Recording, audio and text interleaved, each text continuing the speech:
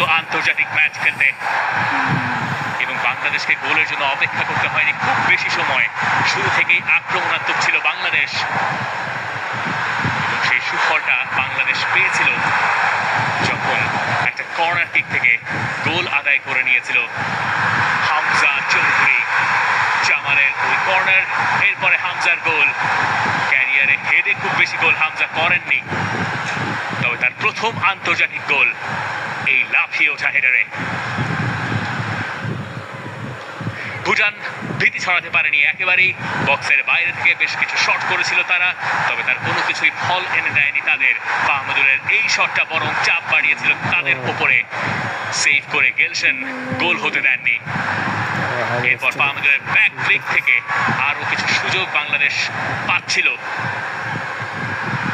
জামাল ভুঁইয়া গোল বঞ্চিত হয়েছেন বেশ কবার। সেন্টার ব্যাক দৃঢ়তায় তাজউদ্দিনের এই জায়গায় ভালো একটা সাপ্লাই ছিল, যদিও হেডটা ঠিকঠাক মতো কানেক্ট করা হয়নি ওই ক্ষেত্রে। ফার্স্ট হাফে হামজা চৌধুরী মাঠ ছেড়েছিলেন, এরপরে আর নামেননি। সেকেন্ড হাফে বাংলাদেশ ব্যবধানটা বাড়িয়েছিল ঠিকই।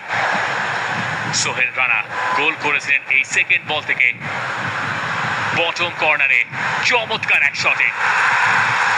2-0 বাংলাদেশ।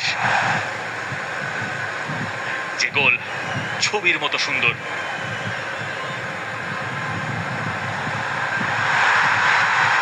রাকিব কাটিয়ে গিয়েছিলেন গোলকিপারকে, কিন্তু এরপর ফিনিশিংটা আর খুঁজে পাননি।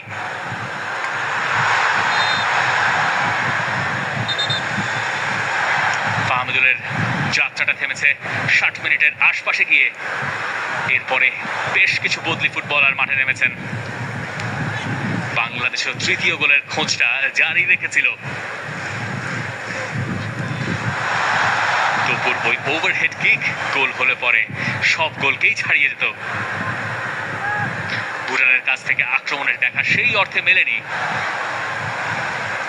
আর বাংলাদেশও পারেনি পরের গোলটা খুঁজে নিতে। এই জায়গায় বাংলাদেশ লাকি, সেট পিস থেকে কাজে লাগাতে পারেনি ভুটানের ফুটবলার। একেবারে শেষে গিয়ে মিতুল মার্মাকে করতে হয়েছিল দুর্দান্ত এক সেভ, তাতে অক্ষুণ্ণ ছিল গোলবার।